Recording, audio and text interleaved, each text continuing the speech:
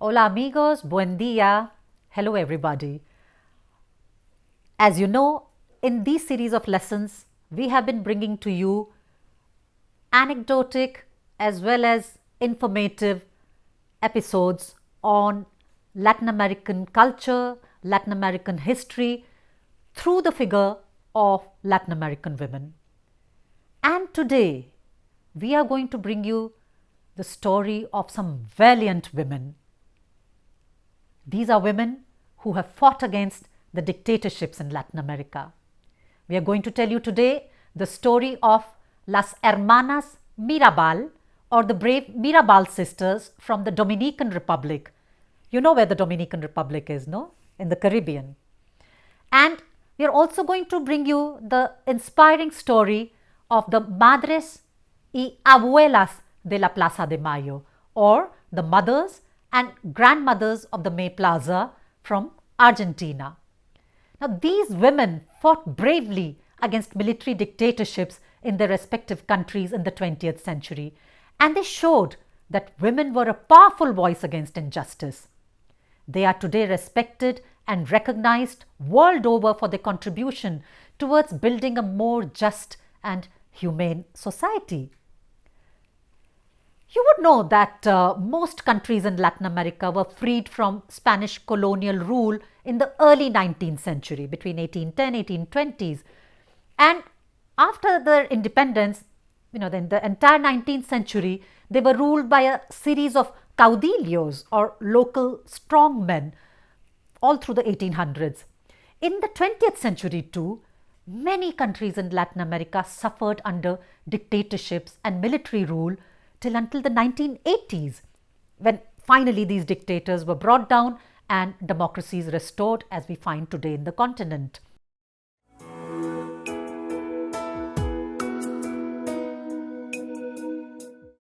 So let us first see the inspiring story of the Mirabal sisters, Las Hermanas Mirabal, Patria Mirabal, Minerva Mirabal, and Maria Teresa Mirabal from the Dominican Republic, who fought against the dictatorship of Rafael Trujillo.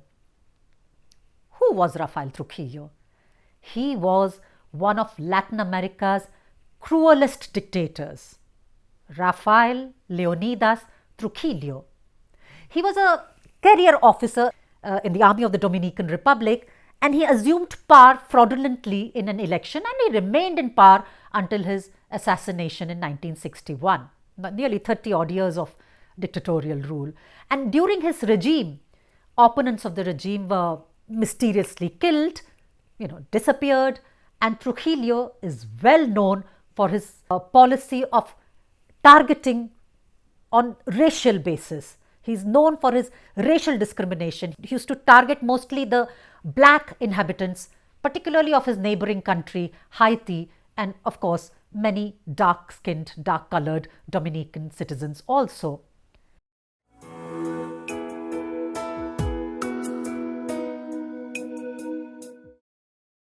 So, who were these sisters? Who were the Hermanas Mirabal? They are also known as Las Mirabal, and they were three sisters who fervently opposed the dictatorship of Rafael Trujillo, and for that reason, they were arrested, they were raped, tortured on several occasions. But in spite of these harassments, they continued their fight until the day of their death. After several imprisonments, Trujillo decided to eliminate the sisters. And on November 25, 1960, the bodies of the Mirabal sisters were found crushed inside a jeep sunk in a ravine in Salcedo, which is a northeastern district in Dominican Republic. The three women had been murdered by a death squad sent by the dictator himself. These men of the head of the state actually beat them to death and put their bodies into the vehicle to make it look like an accident, but there was never any doubt that it was a state crime.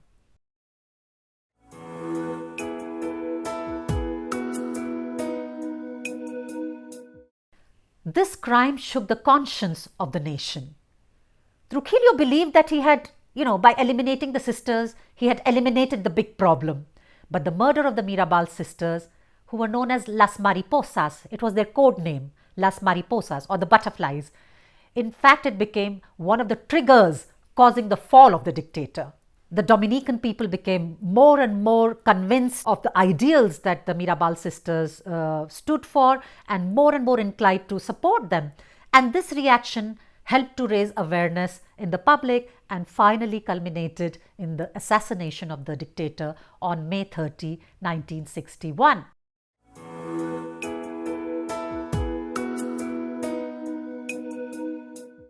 It might be interesting for you to know that the whole world commemorates November 25 as the International Day of Non-Violence Against Women in memory of the three sisters, Patria, Minerva, and Maria Teresa Mirabal.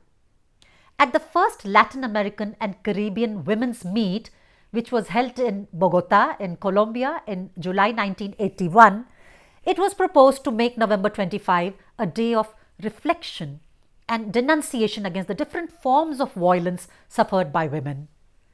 Different women's movement of Latin America chose this date in honor of the three young Dominican girls who had laid down their lives.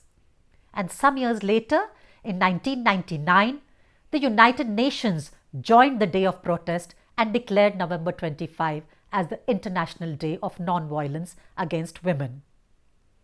The recognition of this date in memory of the feminicide of the Mirabal sisters aims to pay homage to the victims as well as to reflect on the different forms of violence against women, which is not only physical, even if this is the most visible kind of violence that women face, but it is also psychological, sexual, and economic.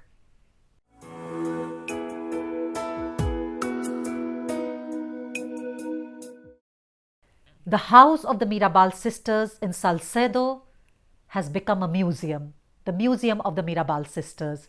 It's a historical cultural legacy that the country is proud of. The Mirabal sisters lived in this house, in this humble house with their mother, Doña Cheche. And we can see now when we go to the museum, several personal objects belonging to the sisters, which have now become invaluable pieces because they describe the life of these valiant Dominican women. The house is, of course, a traditional wooden house. It is conserved in the original state, reflecting the 20th century style of making houses. And at the back of the house, there is a garden where the three sisters are buried, Patria, Minerva, and Maria Teresa, who would become the heroines of the overthrow of the last dictator of Dominican Republic, and who are today known by the beautiful name of Las Mariposas, or the butterflies. Their life has been immortalized in several novels. In fact, Latin American literature has a tradition of the literature of dictators. For example, the Nobel Prize winning novelist Miguel Ángel Asturias from Guatemala has written this novel called El Señor Presidente, the Señor President or Mr. President. The title is actually of the novel is The President. And Gabriel Garcia Marquez, another Nobel Prize winner from Colombia, he has got a novel called El Otoño del Patriarca, or the Autumn of the Patriarch. Alejo Carpentier from Cuba has got a novel on the Haitian dictator. It's called El Reino de este Mundo, the Kingdom of this World. And Augusto Roa Bastos has got a novel called Yo el Supremo. The brutality of the final days of Trujillo, the cruel dictator who ordered the killing of the Mirabal sisters, has been dramatized in the novel La Fiesta del Chivo, Feast of the Goat, of the Nobel Prize winning novelist from Peru, Mario Vargas Llosa. The lives of these courageous women, the Mirabal sister who inspired the novel In the Time of the Butterflies by Julia Alvarez. Julia Alvarez is a US-based Latino writer. She's a Dominican writer. And this book by Julia Alvarez, this novel of Julia Alvarez, was adapted for cinema. The film is called In the Time of the Butterflies, and it's also played by Salma Hayek, the Mexican actress, along with Edward James Olmos, Demian Bichir, another very well-known Mexican actor, Mia Maestro, and the Dominican actor Anthony Alvarez. After seeing this valiant story of the Mirabal sisters, we will now move on to the story of the mothers and grandmothers of the May Plaza from Argentina.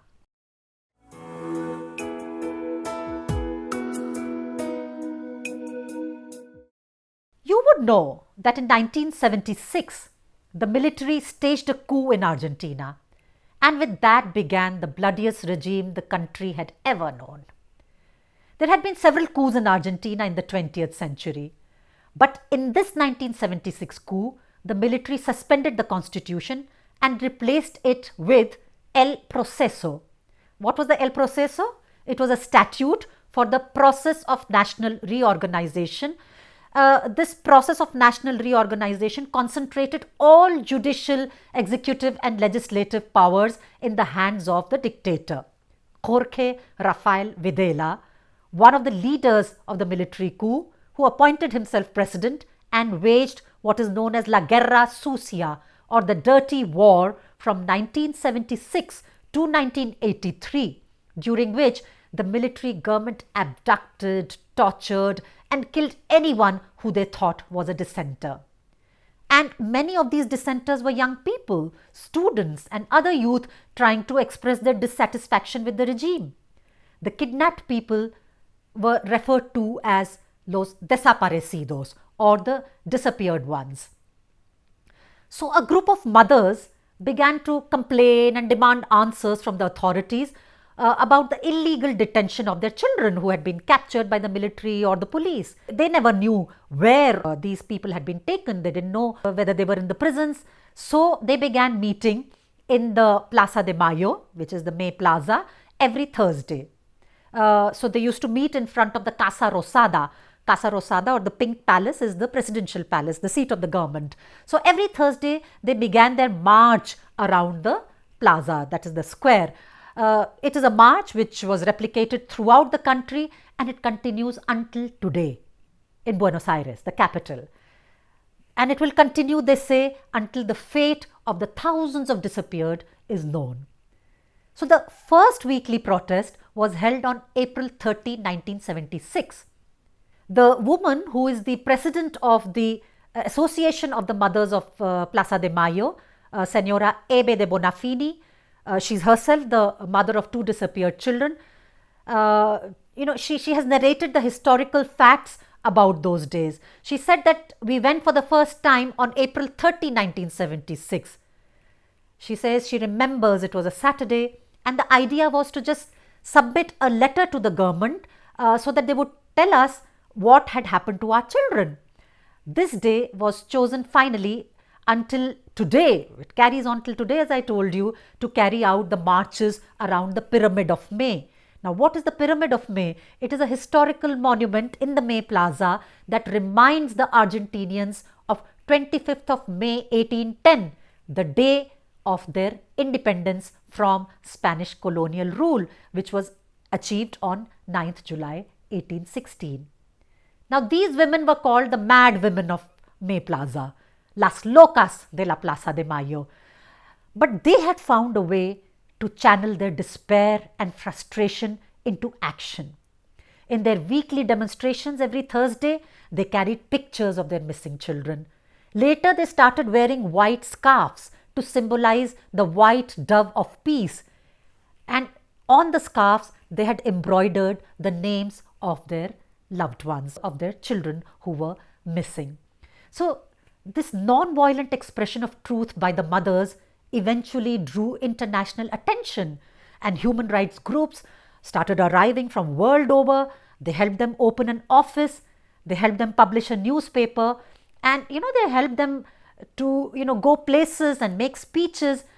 And although the police continued to harass the mothers, it became more difficult for the government to ignore the moral presence of these mothers who were just standing there as witnesses to the illegal and brutal acts of the regime. As mothers, they presented a powerful moral symbol which over time transformed them from just mothers into women seeking to protect their children, and women wishing to transform the state so that it reflected maternal values. With the return of the civilian government in 1983, when the dictatorship finished in Argentina, the mothers have resisted the decision to pardon the dirty war officials, and their struggles continue. And we will continue to see them struggle for as long as they don't know the fate of the disappeared one.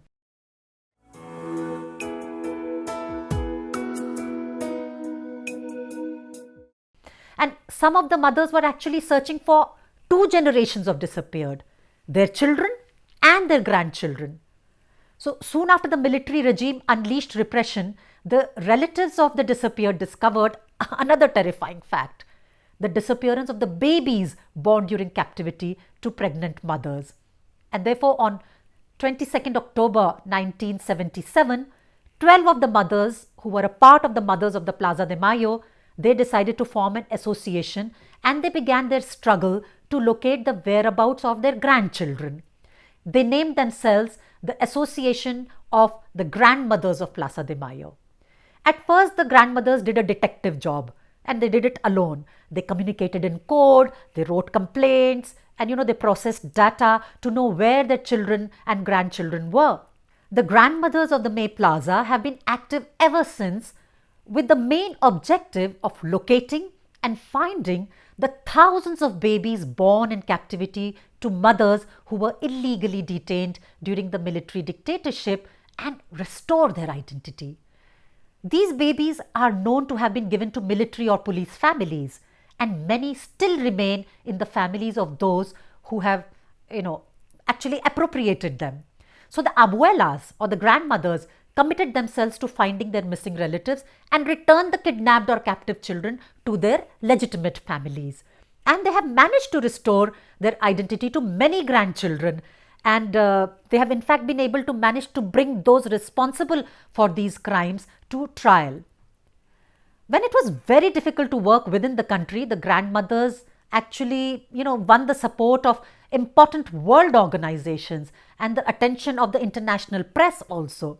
Today, the House of the Grandmothers in Buenos Aires is a familiar place where professionals and young volunteers congregate all the time, and the grandmothers themselves have been nominated several times for the Nobel Peace Prize. Their work has been very difficult. Until 1983, to know the identity of a child, the blood of his parents had to be analyzed. But thanks to the grandmothers, the science has discovered that blood of the grandparents was enough. The so-called indicio de abuelidad or the grandparental index was then used, and 99.9% of its certainty is legal proof of biological filiation. One of the founders of the abuelas, Estela de Carlota, found her grandson in 2014 after 35 years of painstaking search. Referring to her emotions, Estela de Carlota said certain sentences which perhaps will remain unforgettable throughout history. For example, she said, "Hay que seguir buscando a los que faltan porque otras abuelas tienen que sentir lo que siento yo." That is, we must continue to look for those who are missing because other grandmothers must have a chance to feel what I have felt. Or for example, she says, "Gracias a Dios, gracias a la vida, porque lo que yo quería era no morir sin abrazarlo." Meaning, thank God, thanks to life, because what I wanted was not to die without embracing him. She has also said on one occasion, for example, that esto es un triunfo de los argentinos. Las abuelas seguimos con paz y amor buscando. No se desanimen, el día del encuentro llega. Meaning, this is a triumph of the entire Argentine people. The grandmothers continue seeking with peace and love. Do not be discouraged. The day of meeting comes. I hope you have found the story of the Mirabal sisters and the mothers and grandmothers of the May Plaza from Argentina interesting, inspiring, and I hope it will encourage you to look more into this dark chapter of Latin American history. Thank you.